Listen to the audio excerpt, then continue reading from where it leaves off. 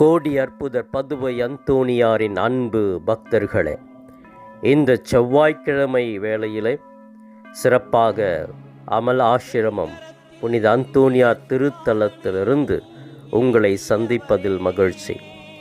13 வார அந்தோணியார் நவநாள் சென்ற வாரம் தொடங்கியிருக்கிறோம். இதோ இன்று அந்த 13 வாரத்தின் 2ஆம் வாரம். இந்த செவ்வாய்க்கிழமையில் எண்ணற்ற மக்கள் இந்த திருத்தலத்தை நாடி வர இருக்கிறார்கள். ஒவ்வொருவருக்காக நான் நிச்சயமாக இந்த கோடி அற்புதரிடத்தில் தொடர்ந்து ஜெபிக்கிறேன். இதோ 13 வார நவநாள் பக்தி முயற்சியை பக்தியோடு கடைபிடித்து கொண்டிருக்கிற ஒவ்வொரு புனித அந்தோணியார் பக்தர்களையும் இந்த புனிதர் இயேசுவினிடத்திலே பரிந்து பேசி அவர்கள் விண்ணப்பங்கள் நிறைவேற நிச்சயமாக இவர் உதவி செய்வார் என்ற நம்பிக்கை அனைவருக்குமே உண்டு. எனவே இந்த திருத்தலத்தின் துணை அதிபர் என்ற பெயரிலே உங்களுக்காக இந்த 13 வார 2ஆம் வாரத்திலே ஜெபிக்கிறேன். இவருடைய பரிந்துரை உங்கள் ஒவ்வொருவருக்கும் நிறைவாக இருக்கும்.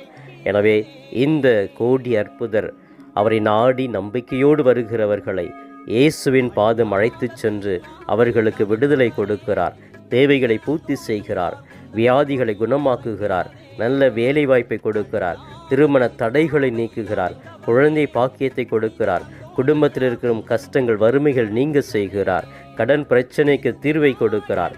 இப்படி பல்வேறு புதுமைகள் அற்புதங்கள் செய்கிற கோடி அற்புதர் பதுவை அந்தோணியாருடைய அருளும் ஆசிரம் உங்களை வழிநடத்த நான் உங்களுக்காகவே சிறப்பாக ஜெபிக்கிறேன்.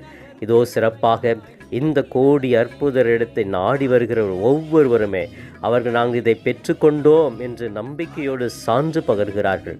அந்த அளவிற்கு கோடி அற்புதர் பதுவை அந்தோணியார் அமலாசிரம புனித அந்தோணியார் நமக்காகவே இருக்கிறார்.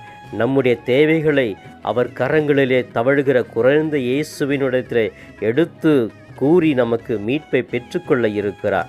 எனவே இந்த புனிதரை நாடுவோம், இந்த புனிதருடைய தோழமையில் வாழ்வோம். அவர் நமக்காகவே இருக்கிறார், நம்மை புனிதப்படுத்த இருக்கிறார், நம் வாழ்வை மகிழ்விக்க செய்ய இருக்கிறார். கோடி அற்புதரே பதுவை அந்தோணியாரே, எங்களுக்காக இயேசுவினிடம் பரிந்து பேசும். இறைவனின் சித்தத்தை ஏற்று வாழ்ந்த புனித அந்தோணியாரே, எங்களுக்காக வேண்டிக் கொள்ளும். இறைவனின் சித்தத்தை ஏற்று வாழ்ந்த புனித அந்தோணியாரே, எங்களுக்காக வேண்டிக் கொள்ளும். இறைவனின் சித்தத்தை ஏற்று வாழ்ந்த புனித அந்தோணியாரே, எங்களுக்காக வேண்டிக் கொள்ளும். எல்லாமுள்ள இறைவன் தந்தை, மகன், தூய ஆவியார் நம் ஒவ்வொருவரையும் நிறைவாக இந்த நாளில் ஆசிர்வதிப்பாராக. ஆமேன்.